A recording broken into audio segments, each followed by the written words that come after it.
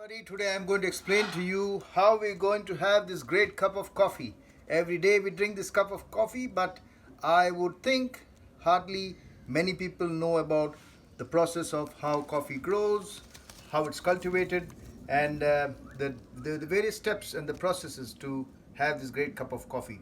I've kept everything ready for you, and I will explain to you as we go. Keep keep tuned in, right?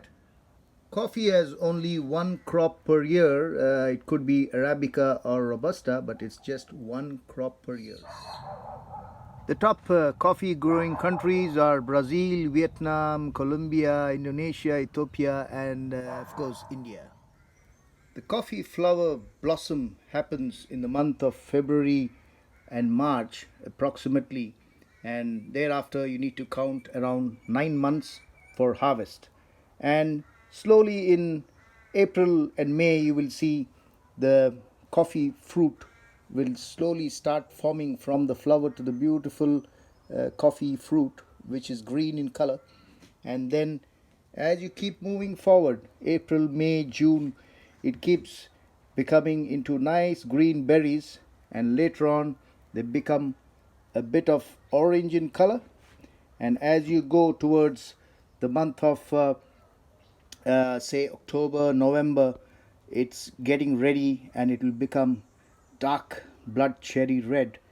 And then the process is very simple. From there, you are almost ready getting into December, and then you need to decide whether you need to pick your coffee and then do a kind of a two process. Either it's going to be a hulling drying process or the parchment pulping process. So if you go and do the parchment pulping process, then you have to send the coffee cherries to a processing factory where they will remove the skin and bring your beans to this level where there will be a parchment. Or you need to decide whether you need to dry it, sun dry it, and then you do the hulling process and you arrive at the same process. Later on, the parchment skin will be removed and the coffee bean will be polished well. It depends, you can have Arabica or Robusta.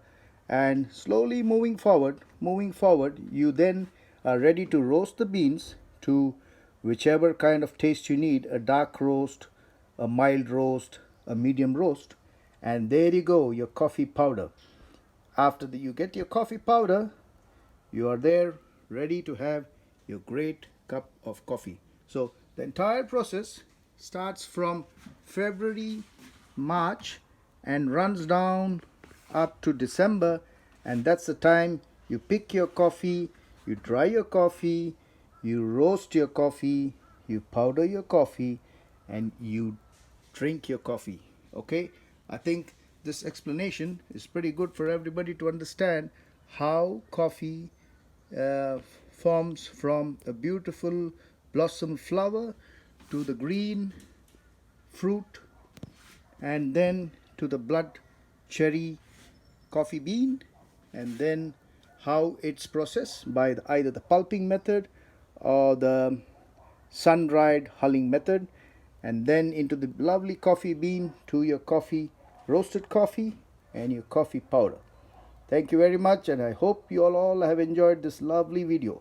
It took some time to get this video straightened up, but I think I've provided sufficient information and shared my knowledge to all you guys, and wish you all a lovely, wonderful day. Thank you very much. I'm sure everybody knows that coffee was discovered in Ethiopia by a herdsman known as, and in 1180 the Arab traders of Yemen in a place known as the port of Mocha created coffee plantations in Yemen. In fact, they brought the coffee from Ethiopia, and in 1680 coffee came to India by a Sufi saint who transferred 7 seeds from the port of Mocha to Chandragiri Hills in Karnataka. So let me keep it simple of growing of a coffee plant. It could be Robusta or Arabica, but it is a very difficult and a long process. And I can keep it simple and explain to you in a very short kind of an explanation The elevation for Arabica is 1000 to 1500 meters, whereas Robusta is 500 to 1000 meters above sea level. Um, there's only one crop per year, as I said, and I can tell you throughout the year there is a process of pruning, centering, border tracking for Arabica. Throughout the year, weeding. There is also shade lopping. That is a process known as digging of cradle pits for the moisture, and manuring is also part of the process. So there is a lot of work to be done to grow a coffee plant, and especially when you're growing in a very large volume, it's a very big and very intense, difficult process. But this is all I can say. It is definitely a very great plant to look after, and to enjoy the beautiful coffee every day.